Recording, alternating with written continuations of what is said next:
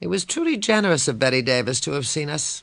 I wrote her the fan letter to end all fan letters, thanking her and saying some things I'd been too nervous or shy to say when I saw her. About a week later, the morning mail brought a letter from Betty Davis, thanking me for my flattering words, saying she had enjoyed our visit, wishing me luck, and at the end, "I hope we meet again sometime." I couldn't believe it. All in longhand. I treasured that letter, read and reread it hundreds of times. The fall of 1940 was the beginning of serious training for my life's work. With my entry into the American Academy, I could turn myself over completely to learning anything and everything I could about acting. Eat and breathe it, live it, make it real. This would be the start of my life as an actress. I couldn't fail. There was no doubt whatever. The curriculum of the Academy was very comprehensive and geared totally to the stage. My days were full and near perfect that year. One of the best things was attending the weekly plays put on by the senior class. Downstairs in the building there was a theater called the Carnegie Lyceum, where the plays were performed on Friday nights. One of the actors in these plays I thought was marvelous, so attractive and so good. One night at intermission I was chatting with friends when I glanced over, and there he was, looking at me, my hero, the marvelous actor. Blonde hair, blue eyes, cleft chin, name Kirk Douglas. Of course I started to tremble. I saw him a couple of Fridays after that. We talked, briefly and casually, and then talked more and more easily. He finally invited me out. I was such a child. I had no idea, really, how to behave with a man. I had never had a romance, certainly never had a love affair.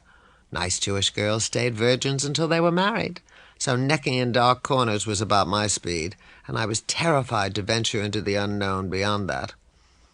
I went out with Kirk as often as he asked me. He came to my house where my grandmother would cook for him. He adored her, and he made a great impression on her, of course. A nice Jewish boy, at last. What could be better? Anyway, Kirk did not really pursue me. He was friendly and sweet, enjoyed my company, but I was clearly too young for him. The moment approached for our examination plays at the Academy. It was my first time on the stage of the Carnegie Lyceum Theater. In the audience were senior students, some outsiders, and all the instructors with pad and pencil taking notes. They would decide whether we were good enough to be invited back for a second year, whether we were fit to be in the theater or not. The second-year invitation was extended to Lauren Bacall, but the family had no money to send her, and the Academy offered no scholarships to women. With her hopes and determination to become an actress intact, she took a more financially practical route. In May of 1941, she started her professional modeling career at David Crystal's on 7th Avenue in the city's garment district. I was 16 years old and very immature. When I showed a dress, an occasional male buyer would feel the goods a bit more than was necessary, and I never knew what to do. I was petrified, though no one ever was really fresh, just suggestive, just enough to make me aware that I'd better keep on my toes, protect myself. I suppose my experience in the garment center helped me to build a small wall around myself, taught me to take care of myself, defend myself.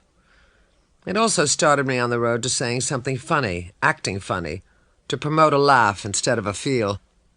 It was all I could think of to do. I wasn't sophisticated enough to slough things off or make some telling remark. I felt safer with the distraction of laughter. The reaction, I hoped, would be funny kid as opposed to possible bed material. I used to meet Betty Kalb for lunch at Walgreens drugstore, a well-known hangout for out-of-work actors, and although we didn't know anyone there, the atmosphere was so pungent it carried me through those months, enjoying my paycheck and little else. One day, Phil Crystal called me into his office and said something like, "Betty, you're a good model, and I hate to have to do this, but we won't be needing you anymore. It was only a trial. You're a bit too thin for our clothes." Of course, I knew modeling wasn't my life's work, and I'd never felt really comfortable there, but being fired is not pleasant. I had heard models were needed at a place called Sam Friedlander. I went to see him, and miracle of miracles, was hired. He was a friendly, nice man who enjoyed my dreams of becoming an actress. Of course, I thought he was nice. He liked me and laughed at all my little jokes. I still spent most of my lunch hours rushing to Walgreens to grab Actors' Q and look for a job in the theater. Actors' Q was published by a man called Leo Shull. It consisted of about 4 pages of listings of producers' offices, Plays being cast, road tours, everything pertaining to the theater. Leo had a table in the basement of Walgreens where copies of Actors' Cue were piled up and sold for 10 cents apiece. I prevailed on him to let me sell some. I took them half a block away to Sardi's restaurant, and there I'd stand outside, stopping all and sundry to buy my product.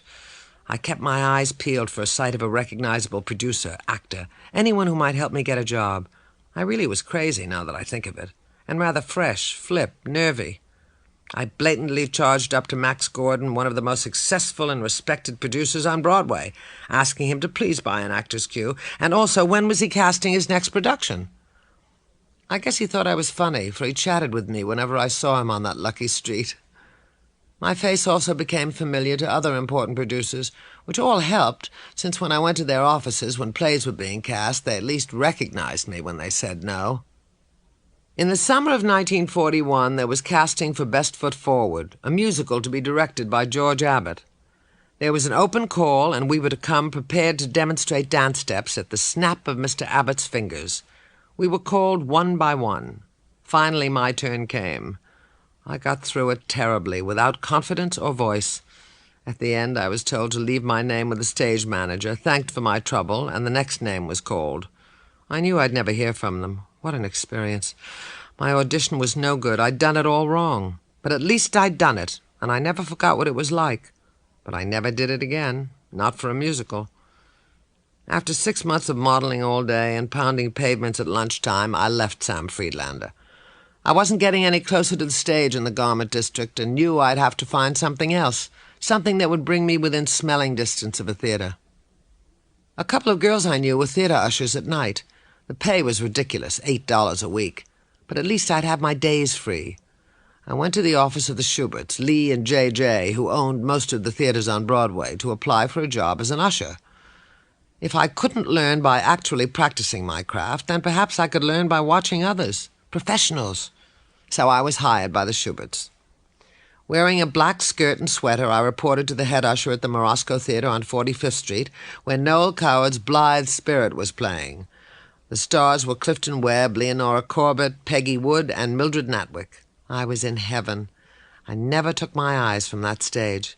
It was marvelous, a funny play, beautifully acted, and I made myself believe that because I was an usher, standing in the rear of the theater, I was a part of it. No longer just a spectator, a participant. But even with my wild fantasizing, I could never have dreamed that so many years later I would be acting in that same play, playing Leonora Corbett's part, with Noel Coward himself in Clifton Webb's part, and that Clifton would be my friend. I still spent my days pounding the pavements, going from office to office, trying to get a foot in the door, any door. I still stood outside Sardi's at lunch, selling Actors' Cue and trying to talk to anyone who might help me. One day Paul Lucas emerged. I brazenly cornered him, of course, knowing what a marvelous actor he was. He asked me if I was an actress. I said yes. He asked if I'd like to see his play, Lillian Hellman's Watch on the Rhine. Oh, yes, I would love it, I answered. So he asked me to come round backstage when I could, and he would get me a seat. One day his play had a matinee, and I didn't. I rushed to the Martin Beck Theater, backstage to Paul Lucas's dressing room. He remembered me, got me a seat, and asked me to come round afterward. He was staying in between shows. The audience was in tears at the final curtain, and the cheers for Paul Lucas were deafening. Again I was transported and felt privileged to be allowed into his dressing room. He was friendly and easy, sat me down, asked me about myself, what I had done, what I wanted to do. He was my first important friend in the theater. Though I was still a baby, I went to him for counsel, and he treated me seriously. I don't know why he was so good to me, but he was. He allowed me to watch the play whenever I could, listened while I told him which latest producer I had tried to see, my frustrations, all of it. He was sympathetic and tremendously helpful, and of course I respected and admired him. I continued to make the rounds. They were casting a show called Johnny 2x4 by a man called Roland Brown. It called for a large cast, I was told, so I headed for the Brown office. Roland Brown told me the speaking parts were already cast, but that there was an opening for me as a walk-on. I was on a cloud. At last I would be a professional actress, a full-fledged member of that hallowed union, Actors' Equity. What did I care that the salary was $15 a week? It was Broadway, and I'd be behind the footlights. Other girls would be leading people to their seats, and they'd be coming to see me for a change. A few days later, I went to the Brown office to sign my contract. By this time, I had added another L to my last name. There was too much irregularity of pronunciation. Bacall, some would say, Bacall, other. And with the added L, that last syllable was clearly to be pronounced one way, and one way only, call. We opened on March 16th, 1942. I was as nervous as though I had had a large part, or even a small one. When the curtain went up, I was shaking from head to toe. In my inexperience and fright, I felt that all eyes were on me when I was on stage. But it wasn't ego or conceit. It was anxiety, nerves, and built-in self-consciousness and insecurity. Of course, after the reviews appeared, everyone was aware that the play wouldn't run. It was my first theatrical heartbreak, but not my last. I immediately resumed pavement poundings. I auditioned for my sister Eileen and was asked to see the play that night and come back and read again the following day. Hopes rose. I saw the play, loved the part. I would have loved any part. Read again and didn't get the job. John Golden was looking for an actress to play Claudia on tour. I trapped John Golden outside Sardi's to ask if I could read for it. He said yes, I could, and would I come to his office the next morning. Hopes rose again. I went to his office. He made arrangements for me to go to a matinee and read afterward. Lauren Bacall auditioned in the St. James Theatre, on the stage this time. They liked her enough to ask her to see another performance and read again. The next day, another audition. A few days later, the Golden office called. The part of Claudia was cast for the tour. I trembled a little at that, but the job of understudy was open, and they were offering that to me. It would mean being on the road for a year and playing the part if the leading lady was ever sick. I came to life with that offer. Thanked him profusely. I told him I would have to talk it over with my mother. I was still only 17, and would let him know by Monday. I went to see Paul Lucas to tell him what had happened. I really was in a quandary.